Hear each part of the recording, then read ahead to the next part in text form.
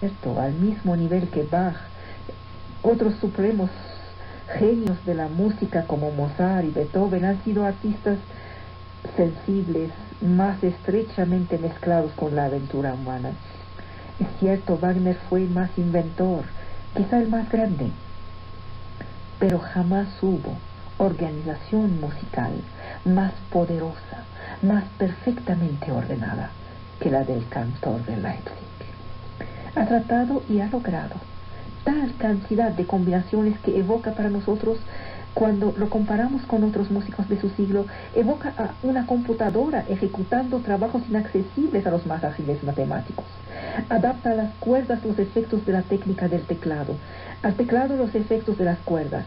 Puede ser cargado de bordado o al contrario, austero.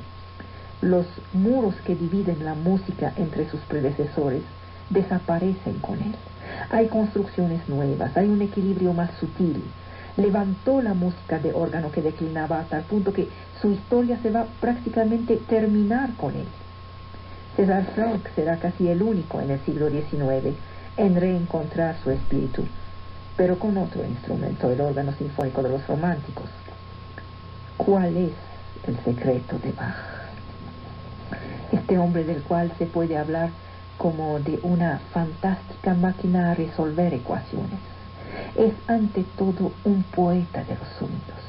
El Magnificat, que fue ejecutado en la iglesia Santo Tomás en las fiestas de Navidad de 1723, tiene una arquitectura impecable.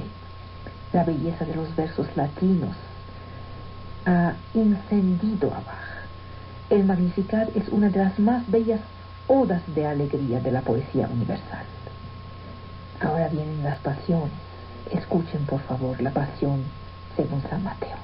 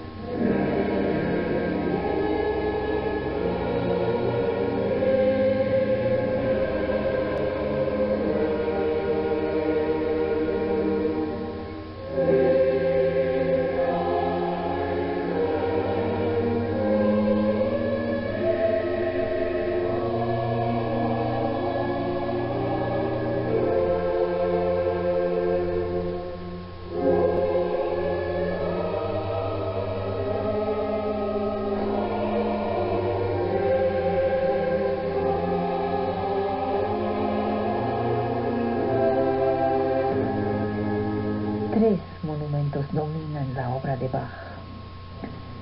La Pasión según San Juan, escrita hacia finales de su estancia en Cotten, que fue ejecutada en Leipzig el Viernes Santo de 1723. Pero, contrariamente a sus contemporáneos, Bach no gustaba de repetirse, gustaba de las nuevas experiencias. La Pasión según San Mateo fue un poderoso desarrollo de la de San Juan. Data de 1729. Encontramos esta tendencia hacia lo colosal en la música alemana de la época romántica. La audición dura más de 4 horas. Hay ciertas facilidades de italianismo. En la misa en si menor se dijo que la humanidad entera imploraba misericordia. Bach pasó cuando menos 5 años en edificarla, de 1733 a 38. Es una catedral. Vemos cómo va de lo relativamente simple a lo extremadamente complejo.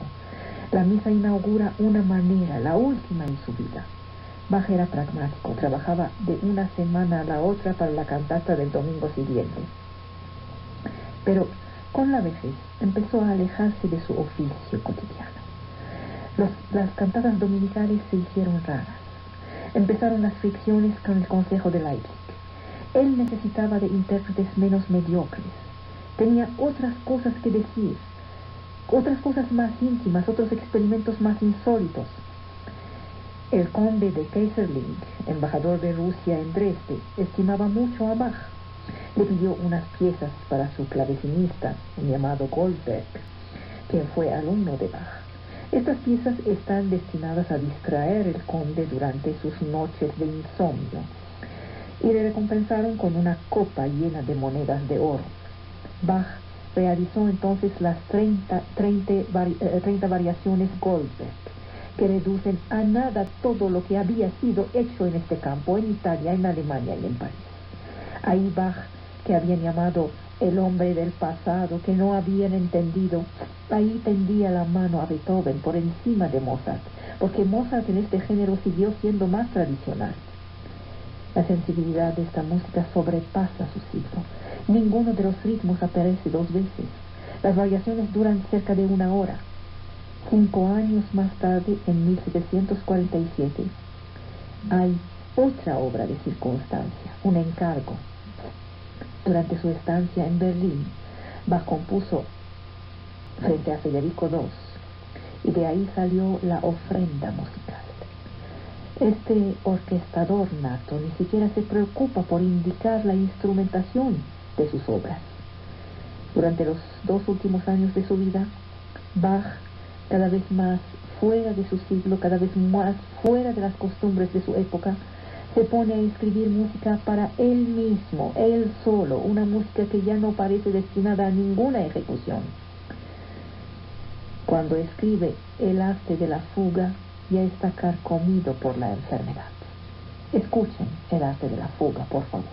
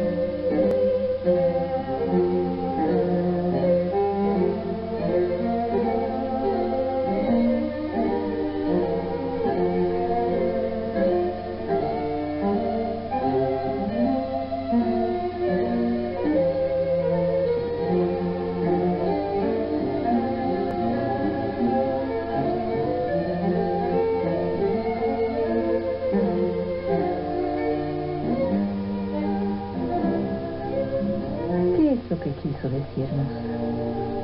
¿Qué es lo que expresó? Los antiguos musicógrafos le atribuían una placidez objetiva que todo desmiente. Dios y los hombres pudieran comprender lo que pasa en el corazón de un hombre. Los conciertos brandeburgueses son unos poemas de la vitalidad, de la felicidad muscular, de un optimismo parecido al de Händel. En algunas cantatas la música tiene tal impaciencia en proclamar su alegría, su certitud, que carga con el oyente a hombros. La misa tiene una grandeza inaudita. Sus naves están habitadas por un sentimiento ecuménico, la esperanza de reunir a todos los fieles del Evangelio en la obra de uno de los últimos músicos cristianos de Occidente, el último cuyo cristianismo merece ser tomado en serio. La misa tiene un fervor que ningún compositor católico ha sabido igualar. Está llena de símbolos teológicos. Bach escribe: el fin y la causa final del bajo continuo solo puede ser la glorificación de Dios y la recreación del alma. El bajo continuo es una de las fidelidades de Bach al pasado, pero todo su sistema está fundado sobre él. Bach se refugia en la modestia. Dice: he trabajado con aplicación. Para la ofrenda, comenta: busca y encontrarás. Como toda su época, él ignora la introspección, las confidencias estéticas, que consideraba como algo indecente. Sin embargo, ninguna música es tan mental como la de Bach, especialmente la del Bach del último periodo. Hay todo un mundo intelectual donde convergen el músico, su arte, sus excepcionales facultades de combinación matemática. Bach posee la certitud metafísica de pertenecer a un universo en armonía que gira alrededor de la gloriosa potencia de su Dios creador. Sus meditaciones sobre la muerte son numerosas, pero siempre serenas. Su certitud se comunicó a su vida de artista. Parece no haber jamás sentido la menor duda sobre la vía que tenía que tomar. Esto lo alejaba de las corrientes de la moda, de la evolución del gusto. A pesar de su existencia provincial y sedentaria, en vida, Bach tuvo la fama de un gran virtuoso del órgano, del clavecín. Pero el compositor estaba mal juzgado, estaba ninguneado. Parecía viejo, de una complicación inútil. La escuela moderna gustaba de una música aligerada. Ya se hablaba de Light entonces también.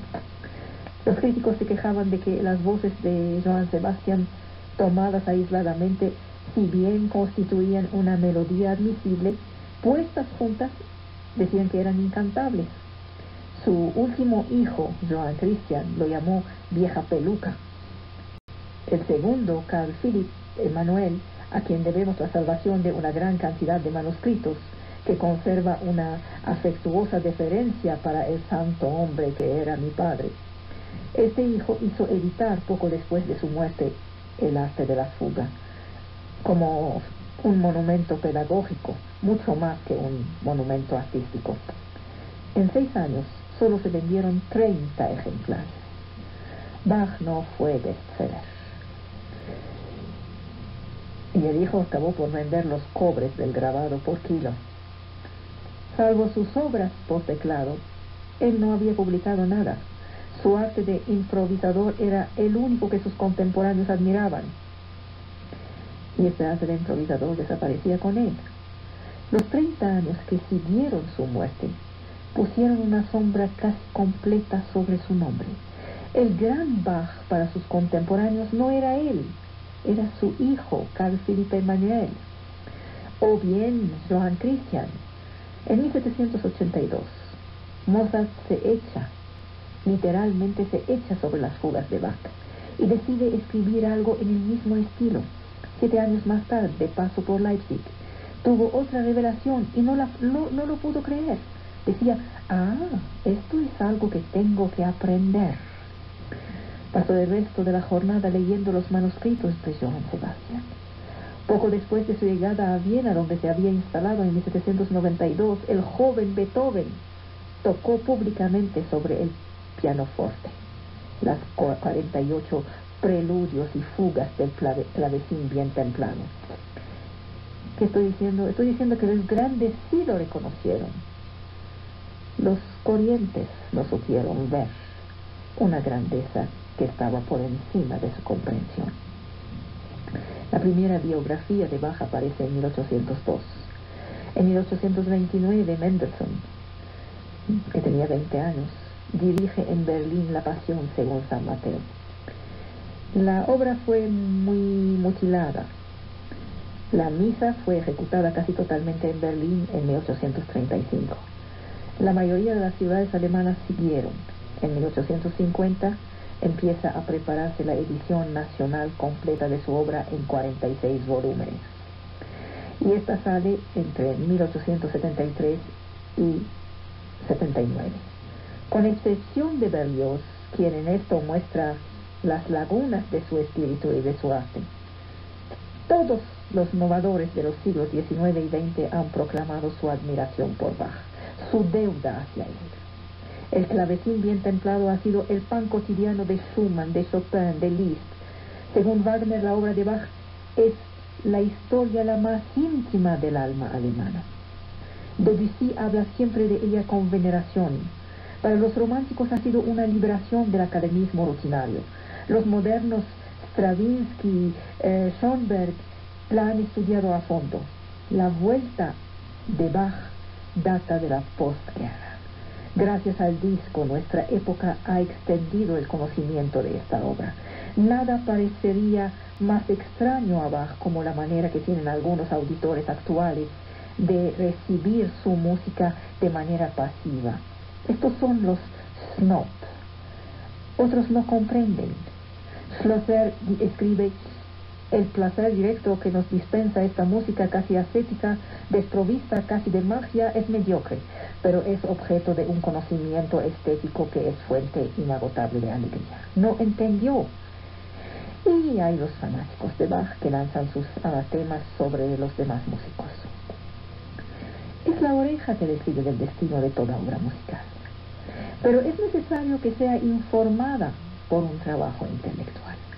Muchos auditores actuales de Bach solo buscan en él una pulsación, una suerte de africanización, como la prolongación en blues de sus melodías.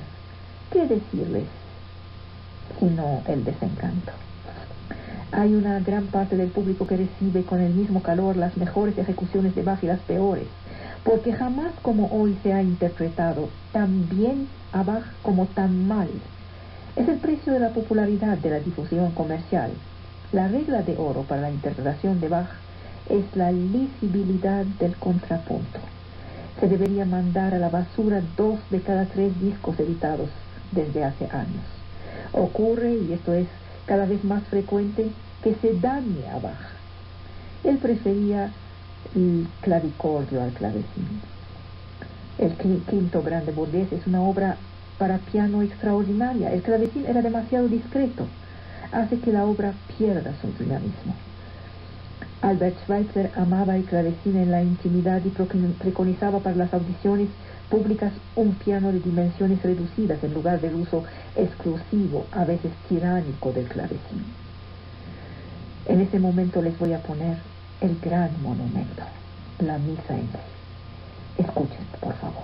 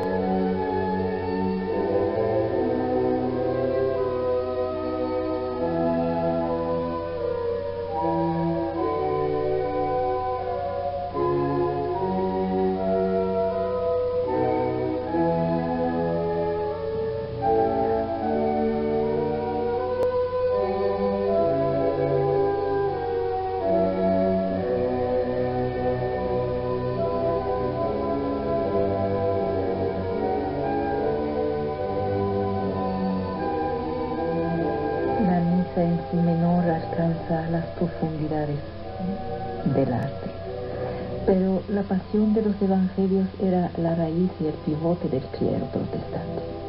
La misa, en cambio, es católica, romana. Las pasiones de Bach se cantaban en alemán, pero la misa era latina. Bach trató de escribir 4 misas en alemán sin alcanzar un resultado satisfactorio. La forma de la misa era católica y sin embargo jamás fue cantada en una iglesia católica. Parece que ahí la potencia de Bach le ganó a su humildad. Su aislamiento en Leipzig, su vida doméstica, le permitieron vivir sin choques ni revueltas. Su fe le servía de refugio. Tenía en su biblioteca 83 volúmenes de teología, exégesis, homilías. Agregaba a su luterianismo ortodoxo algo de mística, pero se oponía a la cerrazón, al pietismo. La mayor parte de su música es una suerte de culto. Ofrecía todas sus obras a la gloria de Dios. Los retratos nos muestran a un alemán típico. Luchaba por su lugar y sus opiniones. Era algo así como un oso amable, digno, con humor. Era hospitalario, estaba absorbido por su trabajo, su hogar. En su casa había 5 pianos, un laúd, una viola, varios violines, violonchelos. Se había preparado por la muerte. Ven, dulce muerte, reposo querido, porque la tierra me ha cansado, ven. Los conciertos brandeburgueses tienen su historia, fueron 6, figuran entre 127 otros en un inventario de los archivos reales de Berlín, donde cada uno estaba valuado a $1.6. Barato el concierto. Habían sido escritos para un príncipe cuyo nombre se ha olvidado. La Pasión, según San Mateo, es la mayor de sus composiciones, casi enteramente canto de dolor, de gratitud, de amor. Para la civilización occidental este evento sigue siendo la más emocionante de las tragedias. Y sin embargo se olvidaron al hombre. De los 6 hijos sobrevivientes sobre los 20 que tuvo Bach, uno, Gottfried Henrik, el más dotado según sus hermanos, tuvo a los 15 años una incurable deficiencia mental. Johann Gottfried Bernhard, buen organista, pero con poca suerte y muy gastador, murió a los 24 años. De los 4 otros, 3 fueron ilustres y cuentan entre los grandes músicos de su tiempo. Wilhelm Friedman Bach, el mayor, fue estudiante distinguido de la Universidad de Leipzig, compositor precoz, carácter atormentado. Trató de tener una carrera independiente, fue profesor en Berlín, donde murió en la miseria. A pesar de esta vida, estaba considerado como un maestro del órgano, aún superior a su padre. Dejó poca obra. Una parte de la célebre Fantasía cromática y fuga, que fue puesta bajo el nombre de su padre, es en verdad de él. Creo que es lo peor que puede pasarle a alguien, que de las pocas cosas buenas que hace, ni siquiera le ponen su propia firma. Este hijo de cristianos sólidos no era un cristiano sólido. Su fe fue tambaleada por los racionalistas, así que perdió el sentido luteriano del coral. Era tan solitario como los románticos alemanes del siglo siguiente. Fue libre, gustaba de la música íntima, era bohemio. Su vida no conformista fue novelada en Alemania. Se le perdonó el haber vendido o perdido tantos manuscritos de su padre que recibió en herencia. Luego, Carl Philipp Emanuel Bach, el Bach de Berlín y de Hamburgo, estudió Derecho en Leipzig, fue musicalmente formado por su padre. A los 20 años ya era un virtuoso del clavecín. Federico II lo empleó durante 28 años. El soberano aplicaba a la música las mismas reglas militares que al ejército. Federico II seguía las representaciones de la ópera de Berlín con la partitura en mano, y si el jefe de orquesta se equivocaba, le infligía un arresto. Escuchaba cada noche 6 conciertos por flauta de Quantz, y no admitía más teoría musical que la suya. Philipp Emanuel, que no era cortesano, no podía elevarse en este puesto subalterno, pero su reputación crecía entre los cultos de Berlín. En 1767, el rey aceptó por fin liberarlo, así que pudo vivir en Hamburgo a su antojo, y como manejaban bien sus negocios, pudo vivir bien. Recibió a toda la élite intelectual de Alemania, tenía a la vez humor y melancolía, sirvió dignamente a la memoria de su padre. poseía casi todos los archivos de la familia. Por primera vez en esta dinastía, sus dos hijos no se interesaban en la música. Philipp Emanuel nos lleva hasta el romanticismo. Beethoven tenía 18 años cuando Philipp Emanuel murió. Este prerromántico fue el primer compositor en poner indicaciones de matices sobre sus manuscritos. Y luego viene Johann Christian Bach, el Bach de Milán, de Londres. Todo un personaje también. El único hijo de Johann Sebastian en no haber recibido más que rudimentos de su padre. Tenía 15 años cuando este murió. Fue su hermano Philipp Emanuel quien lo educó. Se volvió un maestro del clavecín. Pero en Berlín descubrió las óperas italianas. Los Bach no despreciaban la ópera, como se dijo mucho, pero pensaban que era un género un poco frívolo. Para Johann Christian era la música más bella del mundo. Va a Milán, se italianiza, se hace llamar Giovanni, se vuelve católico. Un empresario italiano de Londres lo trae a Inglaterra. Ahí se hace llamar John Bach, músico sajón, y se vuelve maestro de música de la reina. Gustaba mucho. Tenía un exitazo incomparable con la grisura de su padre. Tenía humor inglés, llevaba una vida mundana. Luego empezaron las dificultades, se endeudó, se enfermó, murió olvidado sin dejar un penny de la fortuna que había ganado. Dilapidados sus grandes dones en futilidades, en confesiones a un público superficial. Su éxito material, su éxito mundano llenaba sus ambiciones. Y tuvieron que esperar hasta el siglo siguiente para darse cuenta que el más grande era el papá, el que había llevado la vida provinciana, gris, que sus contemporáneos no reconocían como el grande, sino como que pretendían que era, bueno, alguien mediocre, alguien pueblerino, que no. Este es el Bach que amamos. Es el Bach a quien dedicamos este programa.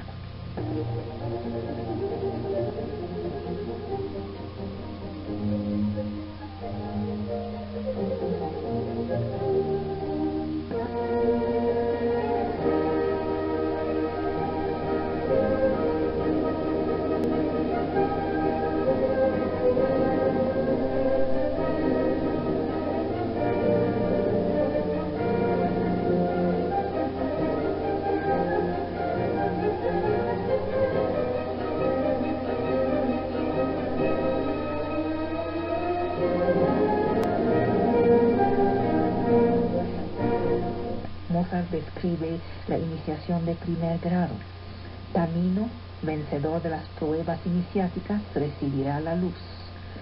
Y luego Hermann Hesse, en El juego de las perlas de cristal, describe la iniciación de tercer grado, la maestría. Un grabado del siglo XVIII que he visto cuando estaba haciendo esta investigación muestra la iniciación al grado de maestro. En la alfombra de duelo, las lágrimas rodean al cadáver virtual y así se completa el mito de la muerte y de la resurrección. Por fin, el 18º grado está evocado en el recorrido de Parsifal, al cabo del cual Wagner saluda la redención. Después del exilio y el viaje, la iniciación es la recepción.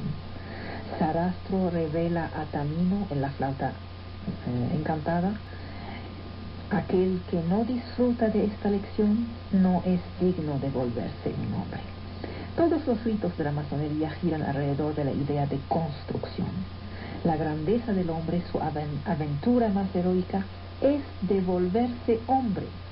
La iniciación se junta a la razón y a la tradición, acción y conocimiento. Recoge los pedazos del hombre esparcido, roto por la agitación del mundo. Se reencuentra consigo mismo. Borra sus angustias.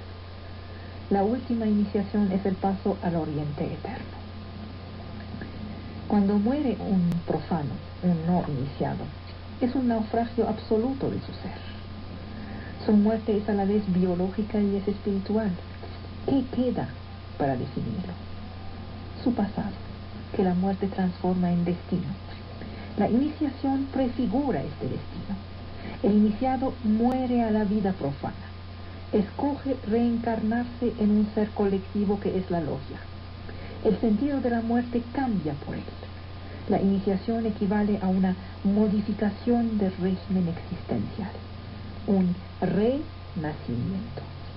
Sale victorioso de las pruebas que le pusieron en contacto con la muerte, se familiariza con ella en el transcurso de un duelo que él va a perder, como perderá la vida, pero que le permitirá de hacer el salto de la vida a la muerte.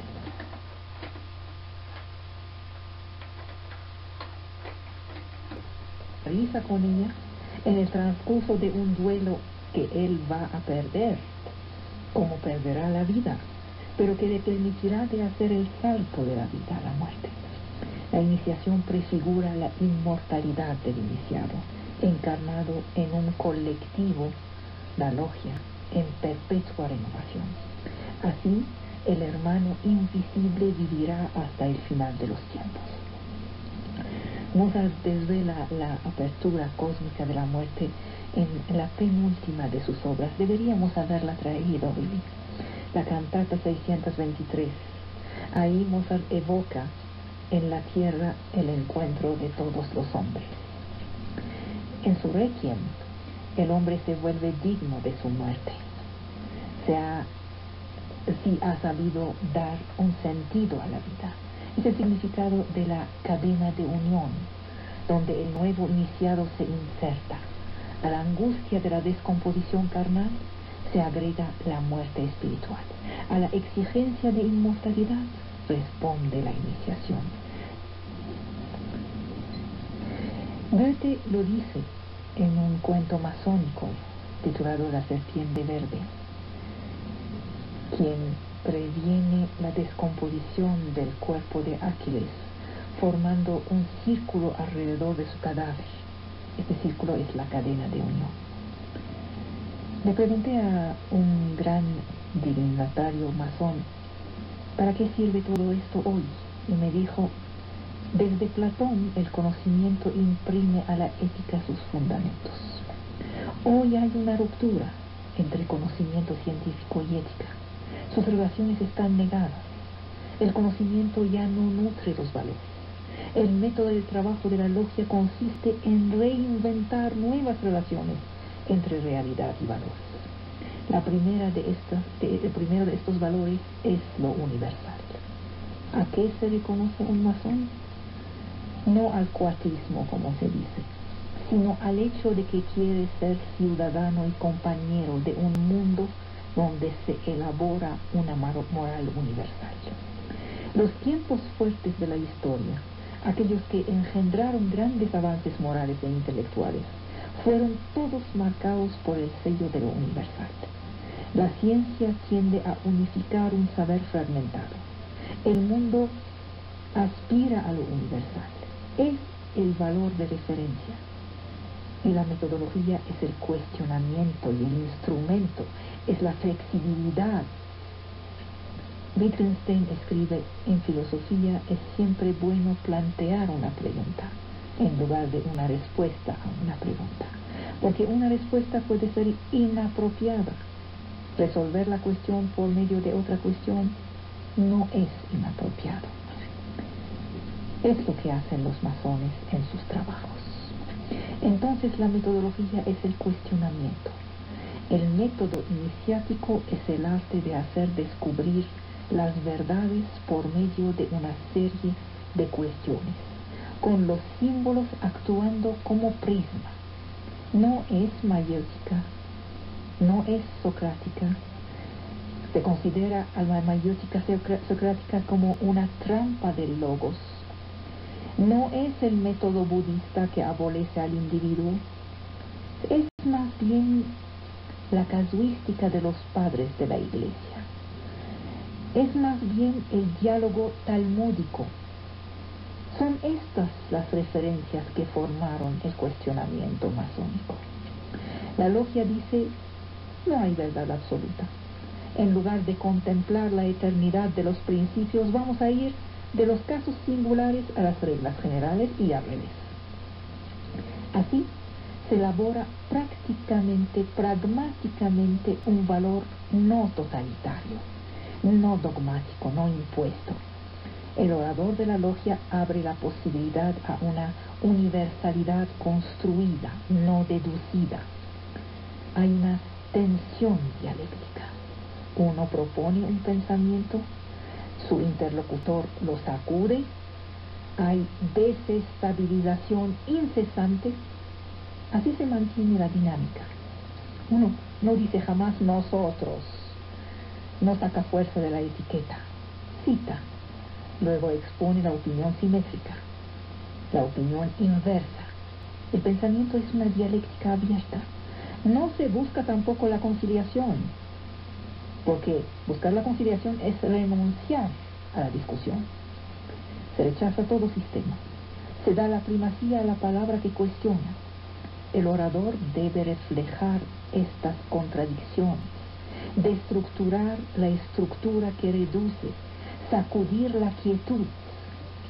Finalmente, hacen lo que hacemos en este programa. Se reconocen los límites de la razón. La razón no ha logrado instituir valores universales.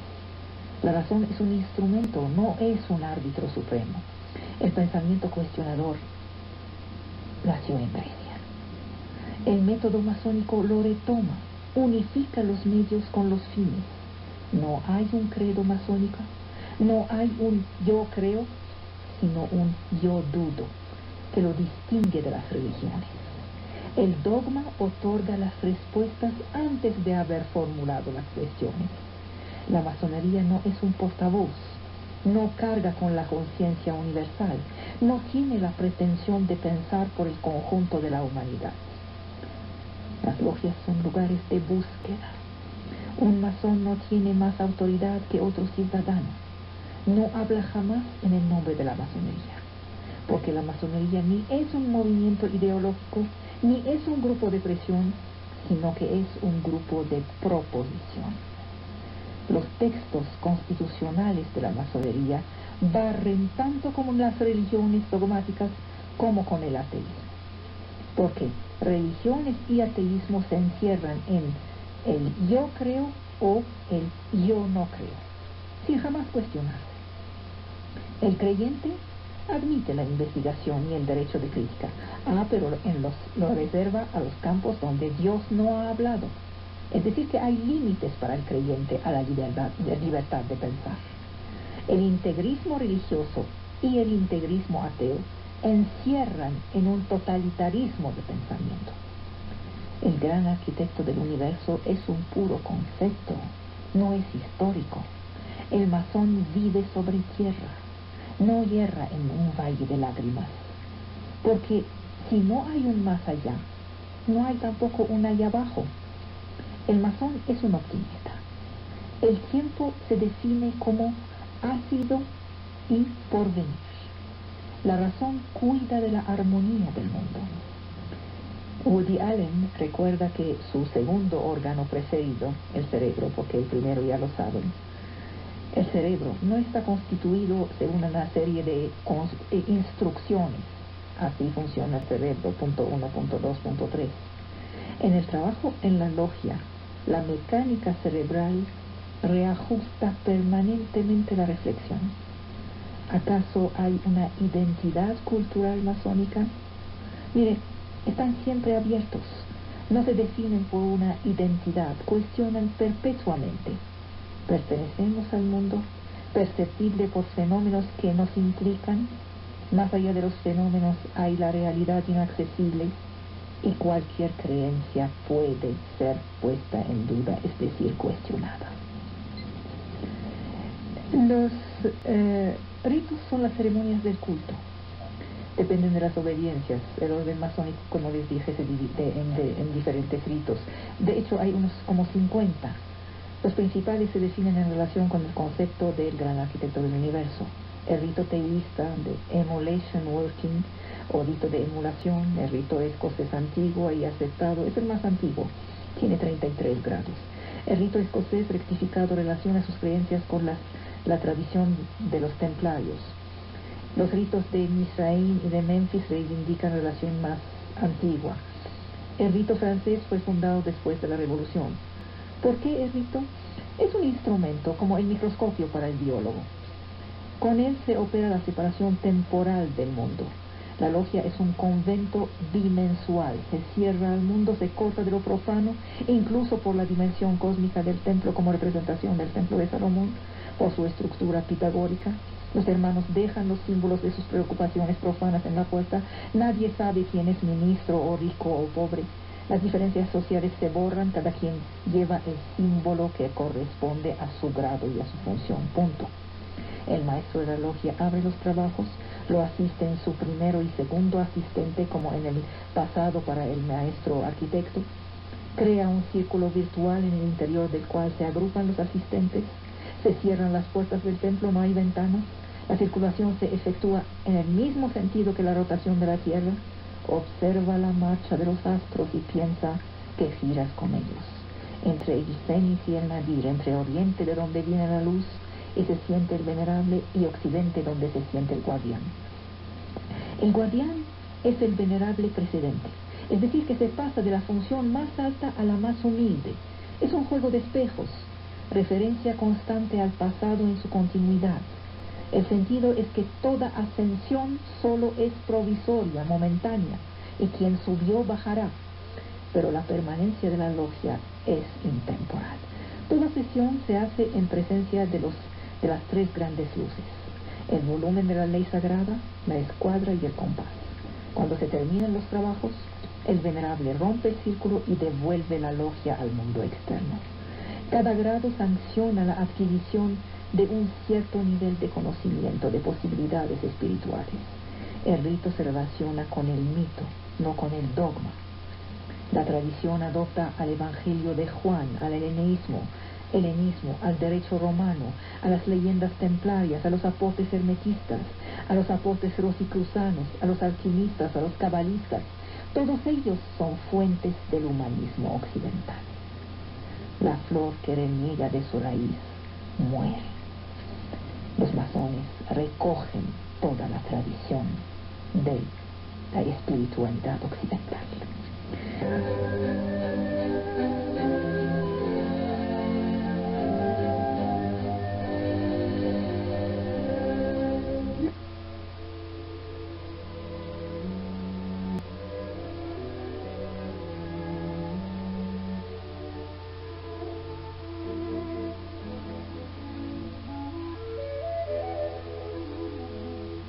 Hay dos temas: la propensión de la mayoría de un pueblo a controlar la minoría pensante que se encuentra sin posibilidad de ganar por su debilidad numérica. Hay un científico y hay 1.000.000 de gente común. Esta minoría no es la activa en el campo de la vida pública. Hace el pensamiento, hace la santidad, hace la moral, pero ¿qué chance tiene de ganar si la contamos según los números de la democracia? El otro tema es la desvirtuación de la mayoría democrática por la actividad de una minoría activa y agresiva que se otorga a sí misma el derecho de hablar en el nombre de todos. Es la tragedia de la democracia. La ciencia por excelencia es la que dominará a todas las demás y a la que todas se deberán de someter como esclavas. Es aquella que se ocupa del fin y del bien, porque todo lo demás no existe sino en vista del bien, pero las ciencias de las causas primeras, la que hemos definido como la ciencia de lo más científico que existe, será la ciencia de la esencia. Fue escrito en el siglo IV AC. Muy Aristóteles será, son 24 siglos. La liberación de la ciencia se dio justamente cuando logró ya no preocuparse por las esencias y los sentidos, para preocuparse únicamente de los cómo.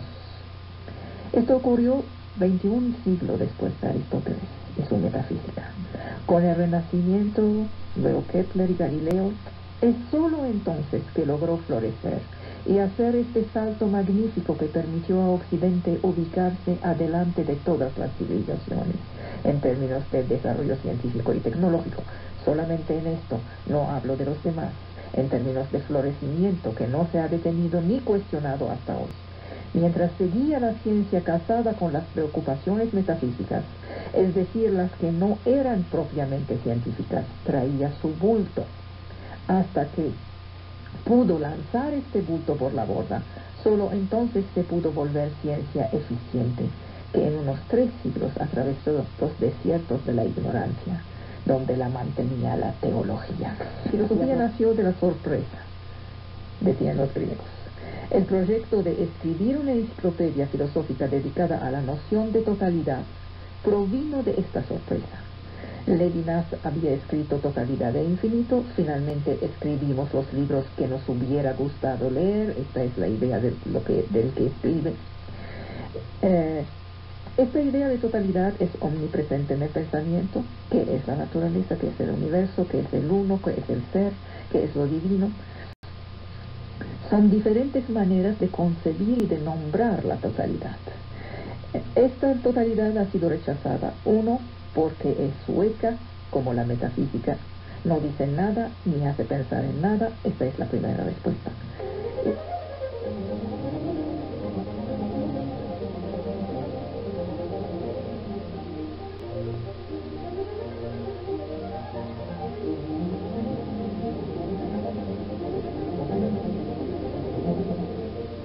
¿Cuáles son las formas? ¿Qué es una cantata, por ejemplo? ¿Qué es el coral? ¿Qué es el concierto? ¿Qué es la fuga? ¿Qué es una misa, musicalmente hablando? ¿Qué es una pasión, musicalmente hablando? ¿Qué es la variación? Tienen razón, les voy a decir lo que es.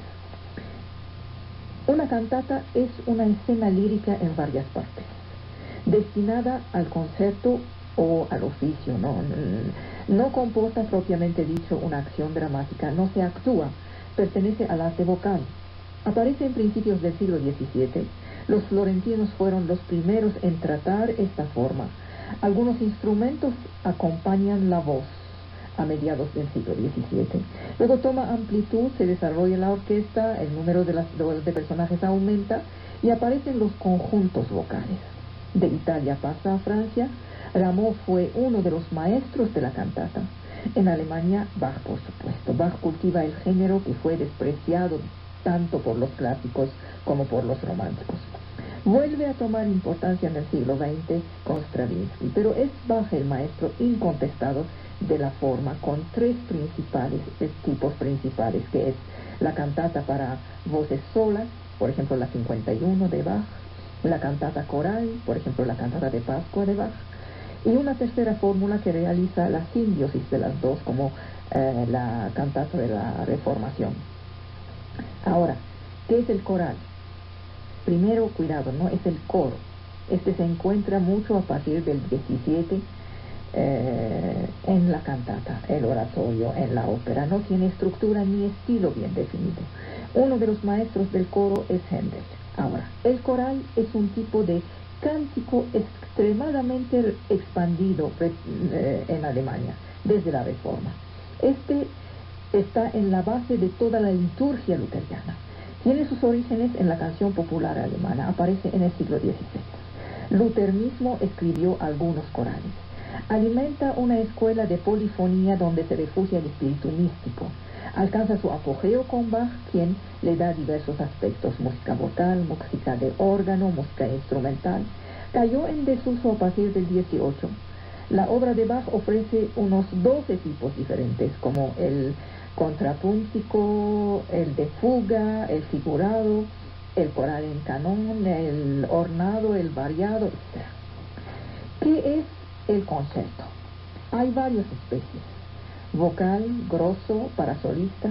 Estos últimos dos, grosso y para solista, son para música instrumental. El vocal es de iglesia. Es una obra de inspiración religiosa con acompañamiento instrumental, a veces reducido al solo órgano, algo como una cantata. De hecho, Bach llamó a sus cantatas concerti. El nombre concierto viene de concurrencia de voces, concurrencia de instrumentos. El grosso es de cámara. Ahí los instrumentos conciertan, compiten entre sí. La orquesta se divide en dos grupos, los solistas y la masa orquestal. Como modelo de concierto grosso, los 6 brandeburgueses de Bach. ¿Qué es la fuga? Fuga es huida. La explicación literal. Se basa sobre el uso de la imitación y la preponderancia de un tema corto que se llama sujeto. Se relaciona con la tradición polifónica de los siglos XV y XVI. Luego constituye su coronación.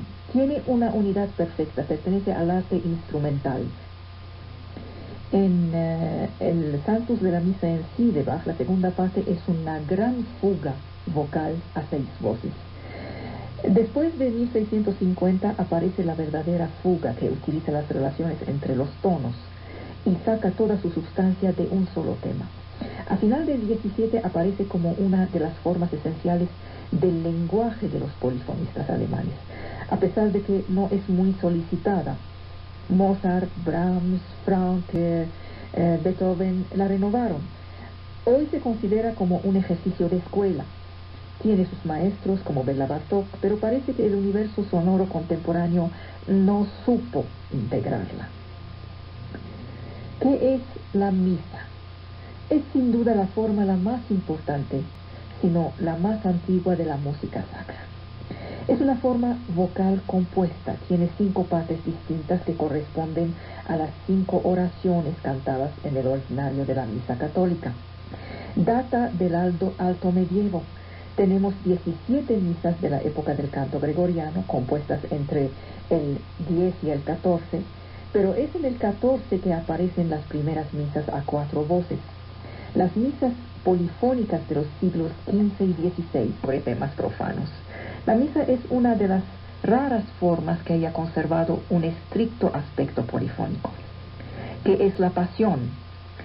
No es una forma bien definida. Tiene un espíritu semidramático, donde lirismo y estilo de iglesia se equilibran. Es el relato de la pasión de Cristo, según los evangelios, tal y como lo prescribe el ritual de Semana Santa. Desde el medievo era de uso distribuir entre diferentes cantantes las voces de Jesús, Pilatos, Judas, etc. Hacia 1600 en Italia el estilo recitativo aparece en las representaciones sacras. La pasión se vuelve una cantata sin orquesta. Bach trata la pasión como un inmenso oratorio. Luego la música sacra decae después de la segunda parte del 18. Es imposible agregar ningún nombre después del de Bach. Ahí encontramos el recitativo, el arioso, el aria, el coro, el coral, que se suceden en un inmenso fresco de 78 números. Por fin, ¿qué es la variación? Es una forma o un procedimiento. Variar un tema es transformarlo sin alterar lo esencial. Encierra muchas otras formas. No hay una estructura en la elaboración de la cual no interviene la variación. La idea es antigua. Se encuentran muchos ejemplos de variación ornamental en el canto gregoriano, pero la organización de la variación como forma solo aparece en el 16. No se puede precisar si el origen es español o inglés. Las diferencias de cabezones, por ejemplo, escritas por el órgano a mediados del siglo XVI, prefiguran los corales de Bach. Händel, Rameau y más que todo Bach la usaron. Beethoven, Franck la usan. El siglo XX también en la escuela vienesa.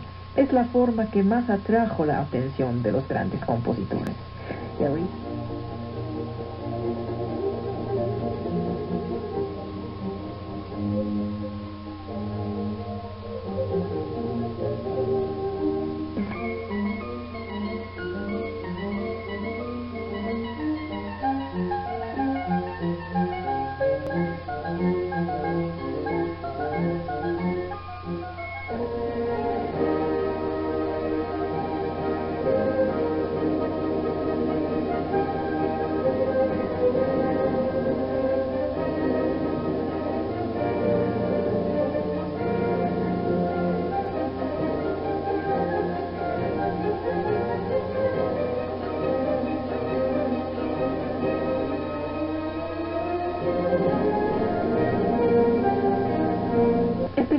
sido escrito en 1934.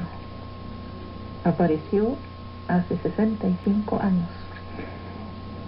Yo, como tú, Gerardo, lo leí hace muchos años. En los primeros de estar en México, hace 20 años lo leí. Y ahorita que me fui de viaje de vacaciones, dije, me quiero llevar para el avión algo que no abulte, porque de allá voy a traer muchos libros, pues quiero algo que no me abulte y que puedo leer en el espacio del avión. Y es un libro pequeño. Y me llevé a Ramos, 130 páginas. Y fue formidable. La segunda lectura fue formidable. Y me dije, necesito que lo lean. Los que lo citan y que no lo han leído, necesito que lo lean. Pero necesito hablar de ello con alguien. Y recordé que nuestro primer encuentro hace, ¿qué? ¿3, 4 meses? 5 meses. Sí. 5 meses. Fue muy provechoso. Para mí, para la gente, no sé si para ti, pero fue sabroso. Y por eso te invité, Gerardo. Bienvenido a la Ágora. Pues te agradezco mucho la invitación y también el que hayas motivado mi relectura de este libro. Tú también. Yo recuerdo haberlo leído hace ya muchos años. Digo, que será unos más de 20 años. Más de 20 años. Y bueno, fue como aquellas lecturas que en esa época son casi obligadas. El laberinto de la soledad. Vamos a hacer algo más tarde sobre el laberinto, porque vamos a volver a hacer la relectura del laberinto de Octavio Paz. Pero ahorita quiero este. Pero este libro yo ya lo tenía perdido entre mis lecturas. Siempre una obra de estas te deja algo, algunas ideas que permanecen. El propio Samuel Ramos dice que mucho de la confirmación de sus conceptos es de que están en el conocimiento, en el sentido colectivo de cómo nos vemos. Ya hay algunos que son lugares comunes. Lo que pasa es que una cosa es así y otra es volver a recrear en una lectura con Ramos el pensamiento sobre nosotros mismos como entidad colectiva, como país, como cultura. Y evidentemente es algo muy emocionante porque creo que Ramos, además de la claridad con la que expresa sus ideas, es muy profundo. A mí lo que me pareció extraordinario es la valentía de este hombre. Finalmente todos decimos y criticamos, pero al releer el Ramos me di cuenta que políticamente incorrecto. Totalmente incorrecto. No le llegamos en nuestras críticas, en nuestra visión, en nuestra análisis, ni a su rodilla. El hombre se fue muy lejos, con una valentía increíble cuando uno piensa que esto fue hace 65 años. Luego tenía una visión, era un visionario extraordinario. Prácticamente ninguna página pasó a mejor vida. Todo está tan actual. Es vigente, claro. Y de ahí conoces el gran pensador. Yo quise hacer el sistema bien francés, así, recoger las ideas, cada idea con las citas que le corresponden, organizar el libro. Y luego me di cuenta que no voy a escapar si lo hago a la acusación de editar. Entonces me ahorré esta acusación futura y dije, vamos a tomar el libro como viene. Subrayé y me permites empezar de esta manera, releyendo algunas líneas, y a lo largo del programa voy a volver a leer líneas subrayadas, sin edición, sin nada, y vamos a pensar sobre ellas. Primeras páginas. Bueno, vamos en el prólogo. Dice, la tesis fundamental del libro es la de que el mexicano padece un sentimiento de inferioridad. Y explica, uno de los sentimientos más necesarios para sostener la vida de todo hombre es el de la seguridad. Es el éxito repetido de la acción lo que va edificando el sentimiento de la seguridad. En lo fundamental, este depende de un factor interno, de la confianza que el sujeto tiene de sí mismo. ¿Empezamos? Sí, yo creo que en esta idea que es central en el libro de Ramos, hay muchos aspectos que se podrían tocar. Uno de ellos es cuando él identifica que precisamente en la infancia se crean esta clase de sentimientos profundos en la psique de las personas y lo traslada a El la idea de acogimiento. que en los pueblos también sucede así. Bueno, ¿cuál es nuestra infancia o cuáles son nuestras infancias? Porque podríamos nosotros, bueno, verlo en función de la época novohispana. Pero él dice que va mucho más lejos, porque yo me pregunté a lo largo de 24 años prácticamente que llevo aquí, ¿de dónde viene ese sentimiento de inferioridad, Gerardo? Y Ramos dice, no es la derrota, no es el periodo español como acostumbramos fácilmente contestar, va de mucho más lejos, viene de lo prehispánico. ¿Cómo lo explicas tú como mexicano hondo, pues? Uh-huh. Bueno, si lo vemos en el sentido prehispánico, lo que pasa es de que este ya era un pueblo conquistado en términos de su diversidad. Ya era un pueblo conquistado cuando llegaron los conquistadores. Recordemos el Imperio Azteca, pero además el propio Imperio Azteca también era una estratificación terrible, que evidentemente genera pasividad en las clases oprimidas y genera resentimientos. Y pasividad y resentimiento combinado, pues es lo que genera el sentimiento de inferioridad. Es decir, no, porque bueno, este mito de que los pueblos prehispánicos fueron conquistados por los españoles